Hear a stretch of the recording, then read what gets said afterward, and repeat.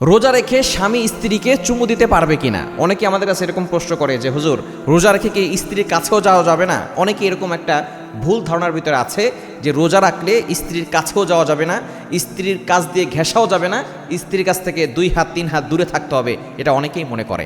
আম্মাজান আয়েশা রাদিয়াল্লাহু তাআলা আনহা থেকে একটা হাদিস বর্ণিত হয়েছে, এটা বুখারী শরীফের হাদিস 1841 নম্বর হাদিসে রয়েছে।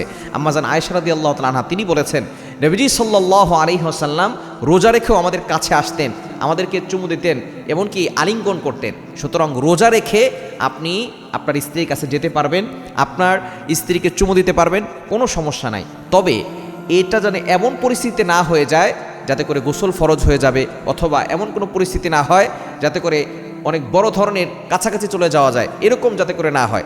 শুধু আলিঙ্গন করা, চুমু দেওয়া এতটুকু জায়েজ আছে। এর থেকে বেশি পরিস্থিতি যদি হয়ে যায় তাহলে কিন্তু আপনার রোজা বাতিল হয়ে যাবে।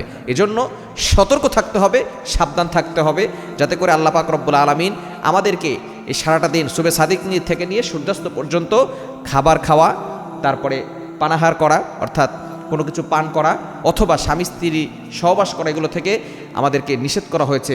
সিয়াম মানে হচ্ছে বিরত থাকা। কিন্তু আমরা অনেকেই আছি এগুলো থেকে বিরত থাকি, কিন্তু আমরা চোখের গুনাহ থেকে বিরত থাকি না।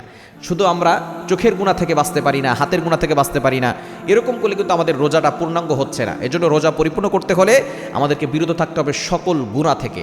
আমরা অনেকে শুধু খাবার খাই কিন্তু আমাদের গুনাহ বন্ধ করি না। খাবার খাই না, রমজান মাসে দেখা যাচ্ছে যে সাহরি আর ইফতার করি, অনেকে দেখা যাচ্ছে পেটের রোজা রাখে কিন্তু মুখের রোজা রাখে না, চোখের রোজা রাখে না।